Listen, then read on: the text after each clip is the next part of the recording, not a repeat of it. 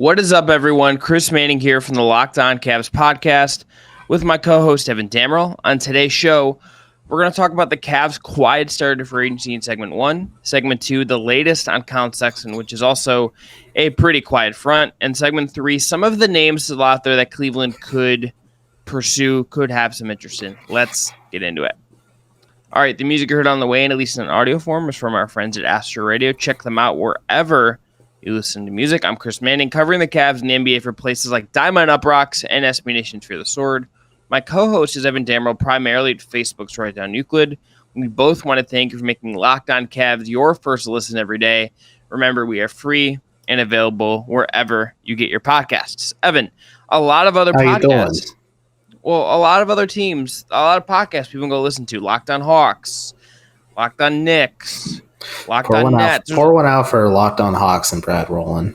My guy. But he gets to talk about DeJounte Murray, which is very fun. He's got a lot going on over there. But there's a lot of other teams that have did some things today, right? Or had things happen regarding guys their teams, right? So if you want to learn about what's going on with other teams, you have stuff to listen to. Us here at Locked On Cavs, not a whole lot going on. Not a whole lot on day one of free agency, Evan.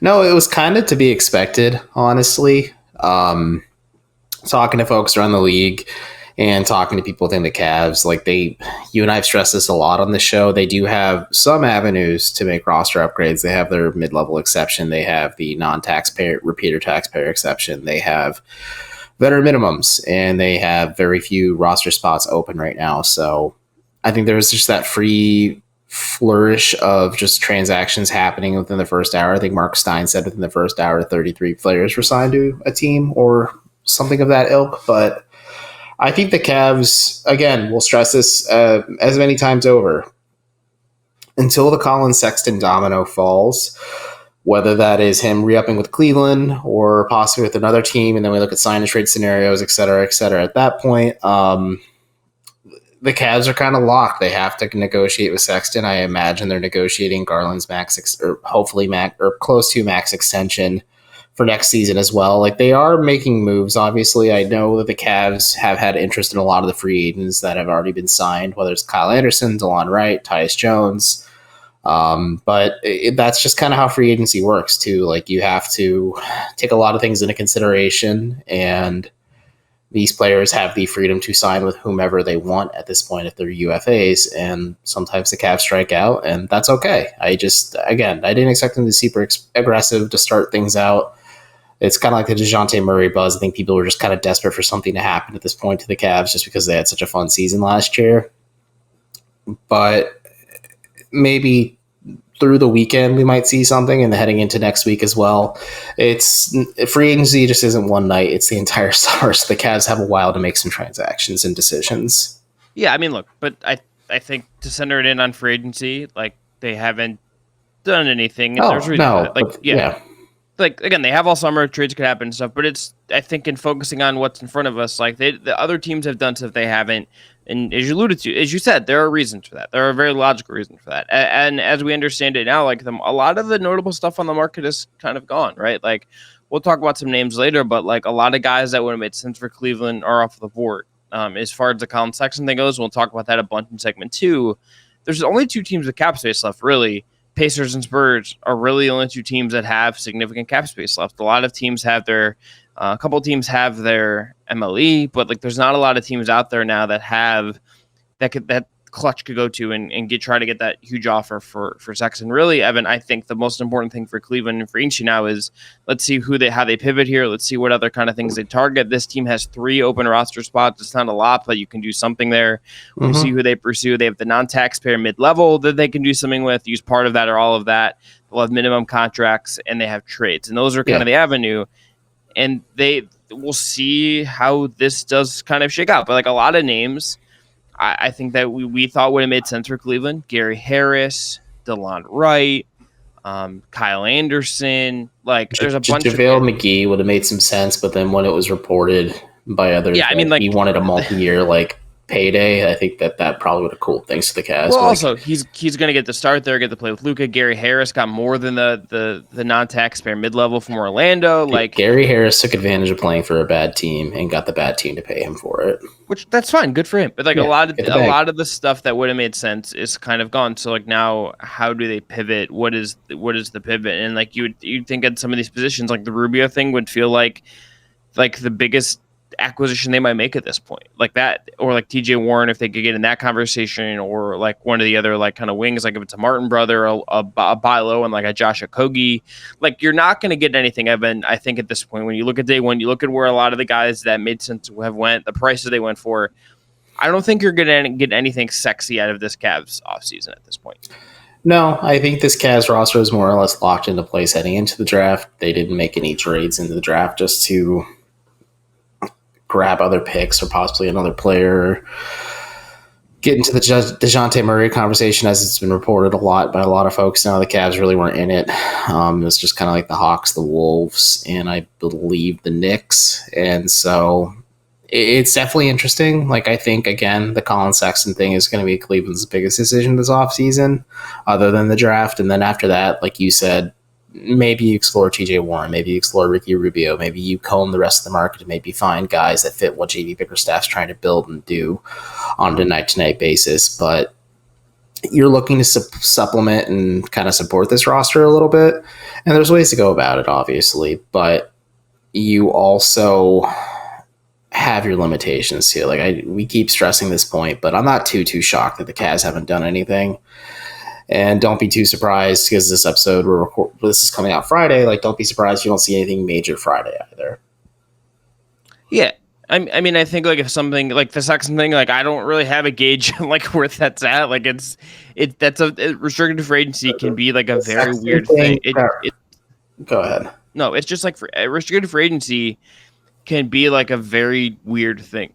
Yeah, and I think it got a little more complicated when Anthony Simons got paid by the Blazers too. And then you look at teams like players like that, you look at Lou Dort, you look at guys that Sexton could say I'm clearly better than, and you can make a pretty compelling argument. Well, let's We'll talk about that, but like let's put a pin in that for a second. Let me ask you this: is there any, before we wrap this up, any move that was out there that you really liked for whatever reason that popped to as we've gone through the first couple hours of free agency? Is there any of the moves that we've seen so far that you really liked for whatever reason? Well, I can talk about two teams that I like what they're doing. I like what the Bucks did, bringing Joe Ingles into the fold and signing Javon Carter back. Like, I think just adding those two into the mix really makes a lot of sense for Milwaukee, especially when you saw what Gary Harris went for. I think trying to maybe pivot and get Ingles and Carter on more cost-controlled deals makes a lot more sense. And I like what the Lakers are doing, surprisingly. Like, I like Juan Toscano-Anderson. I like Troy Brown Jr. I think getting Lonnie Walker for only $6 million, who I think still has a little bit of potential in him, that's a smart move for them. If they're able to get Kyrie and then maybe just kind of round out the rest of their roster, like the Lakers are kind of cooking a little bit better at this point. But we shall see what kind of happens there. But so far, the Bucks, the Lakers to sit out, the Nuggets signing DeAndre Jordan, everyone overreacting to it made me giggle a little bit too. But that's kind of what I like so far. What do you like? Happy for that Joe Ingles got like the full non-text, like he got like that bag, like good for Joe coming off the injury and at his age. It's like really good for him to get that money. Happy Marvin Bagley got a bunch of money. Happy for really all the guys that like got just like paid.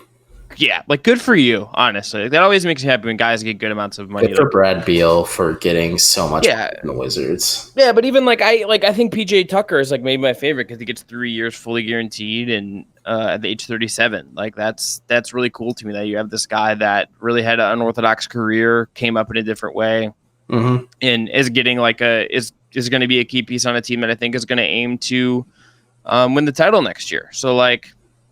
I think there's just a ton of cool stuff like that. And like Isaiah Hartenstein was a really nice pickup for the Knicks. Like there's just like a lot of little stuff that has happened. Something about Hart. Yeah. Do you think he's better than Mitchell Robinson? I do. Probably. Especially at the cost they're paying him at. Like you could probably bring back Robinson if you're the Knicks, but at the same time, like I think Hartenstein unlocks a little bit more for what New York might be trying to do. Yeah, I think he's probably better, but like, I just think he's like turning into a good player, and like he got obviously there's a weird situation there with the John Wall thing. He kind of moves on, and there we go. All right, after the break, let's talk about the latest on Colin Sexton because nothing has really happened, and we'll talk about I think the Anfernee Simons contract in particular as a reason to like look at that and kind of pause for a second. But Evan, first you're going to tell everyone about our friends at Arcade 1UP. You are absolutely correct, my fine spectacled friend, because boom shakalaka, we have big news. The one, the only NBA Jam is back. Arcade 1UP, the leader in home retro arcade games, is not only bringing back the best game ever, but they've made it bigger than ever with a, wait for it, legend, wait for it, dairy Shaq Edition machine. People are obsessed with NBA Jam, and I'm thrilled to tell our listeners that you can once again play hoops with NBA legends in this arcade classic. Jump clear across the court and set the ball on fire in one of the first ever sports games that featured real and digitized NBA licensed teams. No fouls, no free throws, and no quarters required because you can compete with friends and family through all new Wi-Fi leaderboards, making you more connected than ever before. You can pre-order now from arcade1up.com. That's arcade, the number one, up.com for an estimated early ship date in September. Arcade 1UP is the place for fun. They've got more classics like Golden Tee, Mortal Kombat, and plenty of others just starting at $399. Also, folks, check this out. They're giving away an NBA Jam Shaq edition to a Locked On listener. Enter for a chance to win a game console for your man cave or anywhere you want to put it at arcade1up.com/locked on. That's arcade, the number one, up.com/locked on, like the logo on Chris's hat if you're watching. You've got till July 8th to enter to win the NBA Jam Shaq Edition console. Don't miss out. Enter today. Who are you going to play with? All right, back here in Locked On Cavs, I'm Chris Manning. That's Evan Dammarell. Evan, I think the place to start with Colin Sexton is, again, noting that there was not any notable kind of information out there. You talk to people about it. Like, it doesn't feel like there's much that has kind of progressed from where it was going into free agency. The notable thing to me is that Anfernee Simons from the Portland Trailblazers got a 4-year, $100 million contract. And look, I look at I understand these situations are different. I understand he's 23, has shown a lot of there's a lot of upside there. What's your thoughts since the live show when I told you live and watched your brain break for a second? Yeah, these guys are the same age. I kind of afraid that Colin Sexton is 23. I understand Colin Sexton's coming off an injury. He's a career 20-point-a-game scorer. Simons is a career 10-point-a-game scorer, but that's averaged 17.3 last year. Colin's been more efficient overall from the field by about like a decent amount, 42.5 overall for the career for Simons. Colin for his career is at 45.8 and 47.5% in his best career season, year 3. Like, I understand if you want to say like the upside of Simons, maybe you could argue it's higher or whatever and all that stuff. That's fine. You can do that. I'm not gonna like quibble with you with that. He's a tad bit bigger, which is probably helpful in this argument. He's 6'3" versus 6'1" for Colin. I just if I'm Colin's camp and I'm him, I just can't look at $25 million and say that guy's $7 million. Like the Cavs want to pay me $17 a year, so he's $8 million less than me. Like I understand some of this is like your position in negotiating and what you can go get and what your organization is kind of willing to do at a given point. And Colin's there's a lot of circumstances that I don't think have helped Colin as he's hit restricted free agency in terms of him maximizing how much he could get. But I think he's a good player who is weirdly underrated in some ways. And I wonder if there's just I understand they've said we don't want to drag this out, all that stuff, but maybe you only say that if you're worried if I dragged out because you guys are going to see this differently. Well, to be fair to Colin a little bit, I think the Kevin Durant domino was a factor going into this, but then we saw a flurry of moves right in free agency open. Yeah, but Evan, even then, it's just I know the teams that would. I'm making my point. So, like you said, Anfernee Simons, you could bank on his potential if you're the Blazers, but 2020, 2011 Colin Sexton, and even the following year, I would argue is much better than what Simons has produced up to this point. And then if you're in Sexton's camp, you could say that. I use Lou Dort as an example, who could be one of the best perimeter defenders in the NBA one day, but also plays a Ricky Davis on offense and just is bombs away from 3 when he shouldn't be. And the fact that he is shooting 40% total from the floor isn't great either.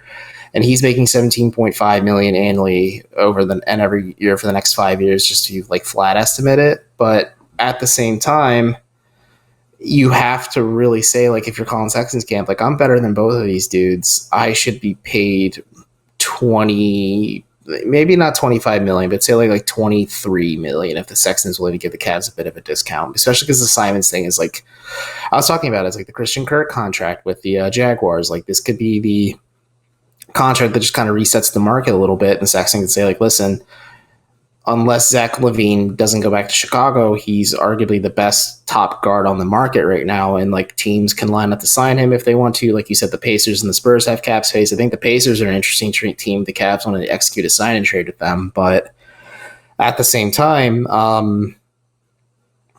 if you're Cleveland, they're just like, shoot, like this stinks. Like, we have to really pivot and try and figure this out. And also, Colin's agent is one Rich Paul, who has negotiated with the Cavs in the past, but Rich is notorious for getting the best for his clients, which is the best thing to do as an agent.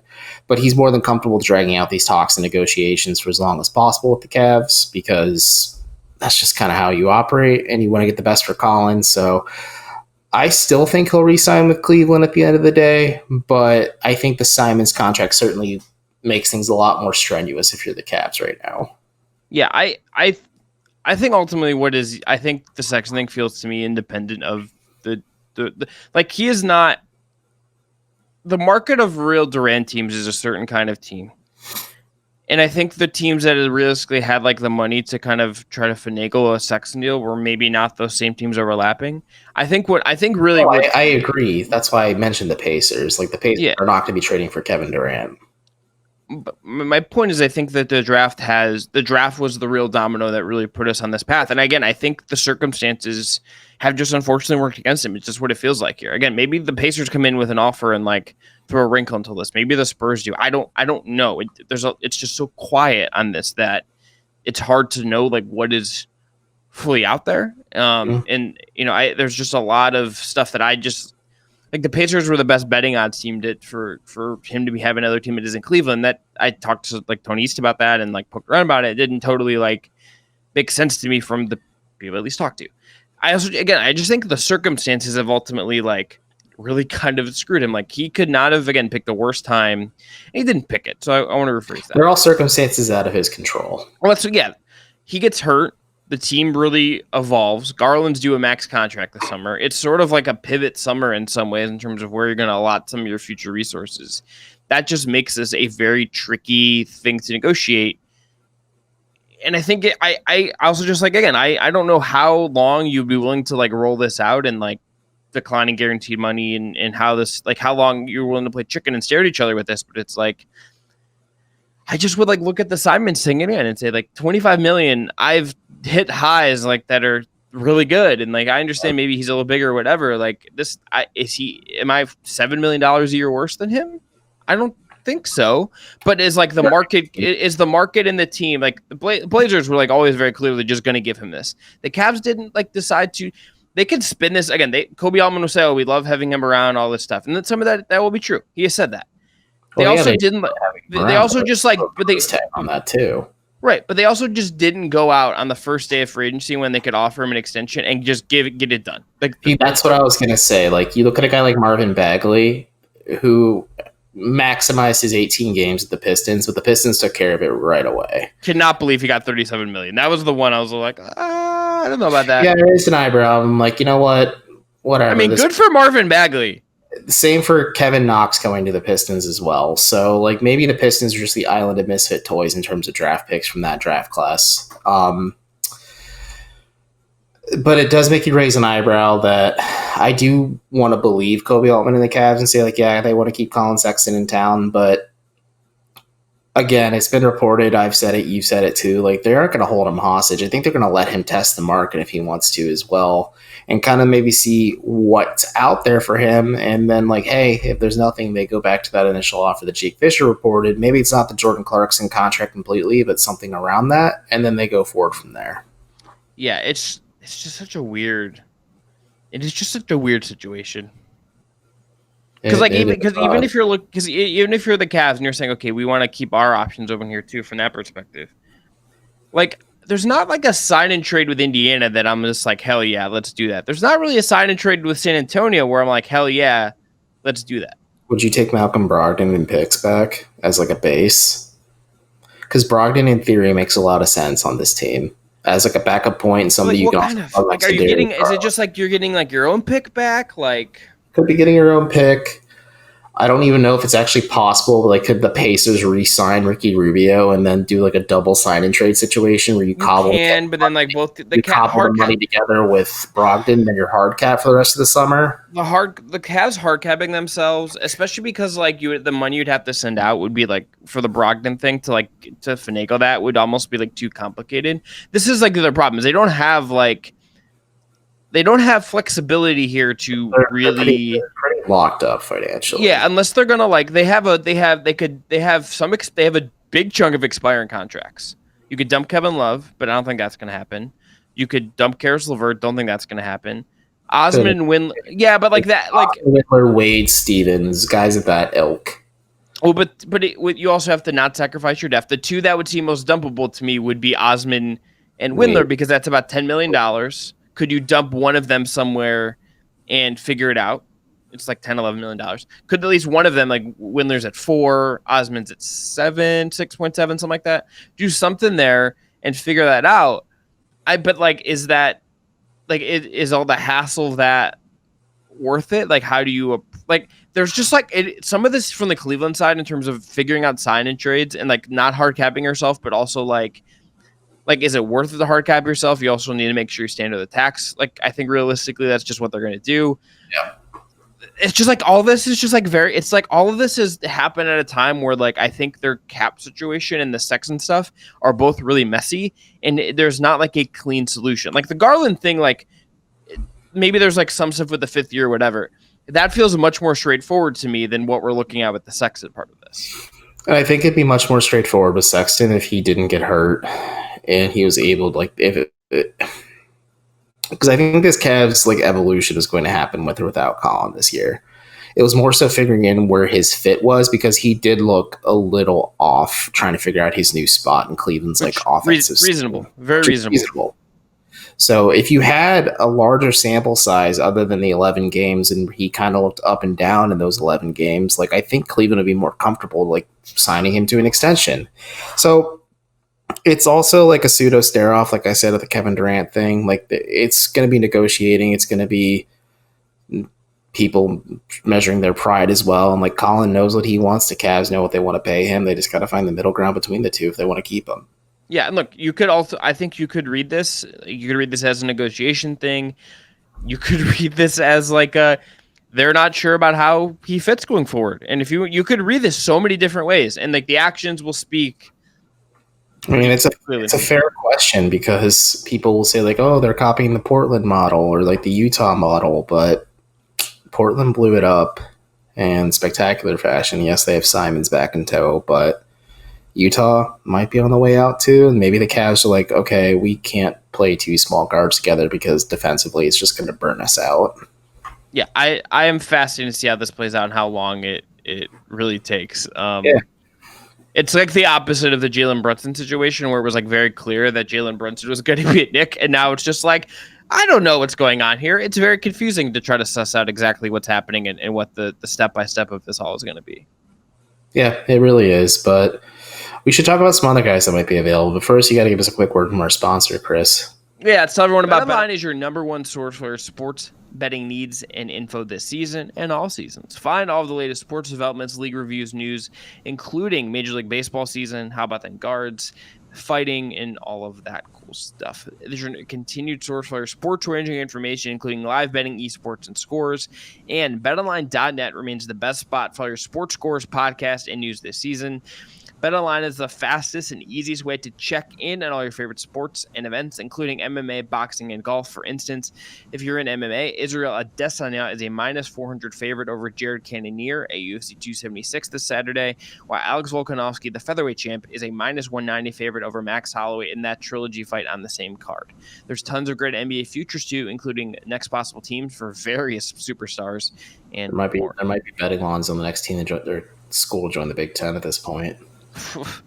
Ohio University in Akron, baby. Let's get it done. Head to the website today or use your mobile device to learn more about the trends and action. That's BetOnline. That's where the game starts. All I want is the Bobcats and the Zips to be like the Indiana level of the Big Ten. They gotta go to the Big 12 with UC and then level up from there. Yeah, let's get some profit. I want to inject some money. Let's go. Exactly. Branding as they circle the drain financially. Amoni Bates is in the MAC though, baby. Let's ride. Let's go. Oh, I'm so excited. I'm actually going to buy Eastern Michigan Akron tickets. But Chris, let's shift back and focus. Can Amoni Bates win on a weekday in Akron? My column. Let's go. All right. Probably can. Not a whole lot of names left, Evan, that I'm really like, heck yeah. There's like some names I like. There's one name I'm just like, heck yeah. Well, the Ricky Rubio thing is like very clearly the Cavs is like playing A, B, and C at point guard. It feels like at this point. It's been reported by everyone at this point, so no surprise there. But the name that makes me go heck yeah is Donte DiVincenzo. Okay, let's talk about this because he's unexpectedly unrestricted. It makes more sense now that the Kings signed Malik Monk to help him rejoin De'Aaron Fox and recapture those Kentucky glory days under Mike Brown. But Mike Brown. Donte DiVincenzo makes sense for the Cavs, and you could sign him to either all of or part of your $10.3 million mid-level exception if you wanted to, because he's a shooter. He plays perimeter defense. He adds something to the Cavs. He can provide you some connective tissue ball handling. He can give you a little bit of X, Y, and Z. And people say, oh, there's going to be overlap with Sexton. Not really, because it's kind of like Abaji and Sexton. It's comparing apples to grapes at this point. But Donte DiVincenzo is like a player I keep like seeing. I'm like, oh, the Kings said no to him. And he apparently claimed the Kings didn't play him to tank his free agency value. That could work out for the Cavs in the grand scheme of things. So I like DiVincenzo's fit with the Cavs. I think if they made the move for him, he could play 1, 2, or 3, just schematically how the Cavs play. You're obviously not having him be the primary ball handler, but if you're asking him to run a play or initiate the offense, you're not going to look completely lost out there. And he to his credit, has championship pedigree at this time with the Bucks too, so maybe that does make a little bit of an impact come playoff time as well. Can't wait for the Cavs to like cite that like they did with Jordan Bell and like get some beat reporters to like be like, we got that dog. He's got that championship mentality, And I'm like, okay, cool. So 37% on 3 with Sacramento last year, 38% in his last like full season, which was with the Bucks in 2020, 2021. That was his age 23 season. He's now 20. He's just turned 25. He's coming off of his rookie contract, 17th overall pick in the 2018 draft, 6'5" combo guard. I think, also a player the Cavs called about at the trade deadline. Yeah, I think there's like some underwhelming stuff in kind of how you look at it. If you look at his numbers, like the 3-point shooting, there's like the one really good season, and then it was good with the Kings in 25 games last year, but like otherwise like average to below average. But is it 35ish%? You could work with that. Assist percentage stuff and creation stuff is like a little not like his assist usage last year was pretty good for the Kings, but has had pretty below average turnover percentages every year of his career. But like, this to me, Evan, I think you're right in identifying him as a target, because I think if you're looking at the Cavs and you could say, okay, we have a need for like more stuff on the wing, a guy to create a little bit. It's why, like, if we go back to remember Dante Exum, this is like the bet of what you did with Exum. It's like, we want a big secondary creator type that could like kind of fill some minutes with our guards with us. Play a little defense. Yeah, and like even if you bring him in and it's like, okay, 1-1 with a team option, something like that, I think this can make a lot of sense. I don't really know like what his market is. I understand there's been some health concerns with him in the past, and it's not like a lock to work. But if you want to bet on your development staff for a guy still at 25, bet on a guy just getting in a better situation, like I do not hate the bet. I mean, we're not that really far removed from like people being like, this is like the Bucks' best asset. And again, they didn't have like overloaded with assets, but it was like their last kind of chip to put in for a trade, and there's something here that I'm interested in. And I would like to see what it would look like in the right situation. Yeah, I didn't know the percentage off the top of my head, but he was a much better of a shooter than the Bucks than I realized. Like you said, those 25 games with the Kings, not a lot to take from Excel's a bad Kings team as well, but maybe something worth taking stock into. I agree with your point where he could be like what you hoped with Dante X, and maybe not to that degree, because you were really gambling on X's potential before the injuries just kind of ruined his career overall physically. But DiVincenzo does make a lot of sense for the Cavs just because, like you said, they need wing depth, they need some shooting, they need some secondary creation, they need a little bit of XYZ, and DiVincenzo can give you a little bit of XYZ. And like you said, a 1-1 deal wouldn't be bad for the Cavs. If it works out, you negotiate with them next offseason, whether it's a player option or team option, you work it out from there, and you just keep moving forward. But to shift lanes, since we're pressed for time, we talked about him a little bit on the live show, but TJ Warren's like a bit of a mystery for me, and like he's one of the names that could still be available realistically for the Cavs too. And I think he might be more in their price range than what Kyle Anderson perhaps signed for with the Timberwolves, but it's more so the health concerns with him and the fact that he hasn't realistically played since the bubble, and that's a while ago, folks. Yeah, I mean, I think every guy we could identify here, DiVincenzo, Rubio, Warren, like there's the Martin brothers are out there, and I wouldn't hate one of them as like a depth kind of wing piece signing. Like the Warren, the Warren and DiVincenzo's and Rubio's of the world all just, I think, carry a decent amount of risk. And that's kind of what you're shopping at this point in time. It's just unavoidable in looking at this. It's just, there's no way you're gonna like get something now that is like a clean, perfect fit, no risk, all positives. Like there's just gonna be some stuff here at this price. Chris, and the first day, what?